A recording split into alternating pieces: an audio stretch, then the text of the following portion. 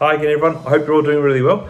So there appears to be a bit of a run starting to occur on the Russian banks, and is there an opportunity for us to take advantage of it?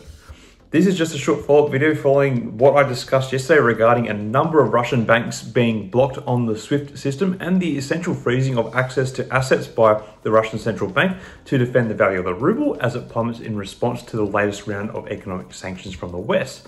Anyway, so one thing I came across which I think is worth discussing, hence the video, is that we now appear to be seeing an early run on the Russian banks as a response to the domestic fear that is creeping across the Russian population in regards to access to their personal financial resources, which has been brought on by the war with Ukraine and the subsequent economic sanctions on Russia from the West. So what is a run on the banks? Well, it is a macro phenomenon when individual account holders begin withdrawing money from the banks in such great numbers that the banks simply do not have enough cash in reserve to be able to pay it out, basically making the bank suffer a form of insolvency and potentially even fold. It is one of the risk factors that an expanding fractional reserve banking system that is used in literally every country has.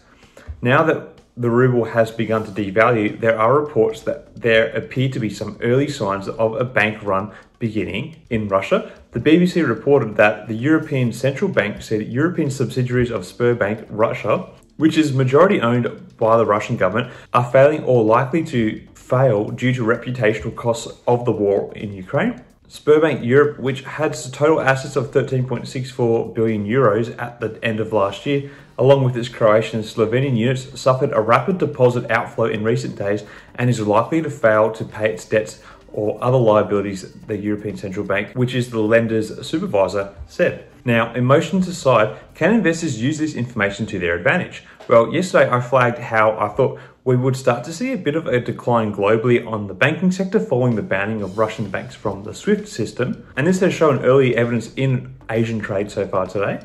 Anyway, further to this point now, as we have seen that the Russian ruble has been declining sharply, connected to this, the euro and the British pound have also been declining as they are arguably the global currencies that are the most closely intertwined with the Russian ruble. This means that there is an opportunity to take advantage of stocks that are floated in euros and pounds due to foreign exchange, particularly if you are trading with safer haven currencies such as the US or Australian dollars.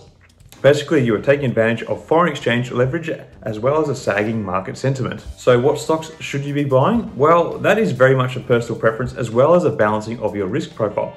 Obviously, it is likely that the European banking and finance stocks are likely to be the most under the pump by these developments and therefore temporarily hold the greatest risk profile in general.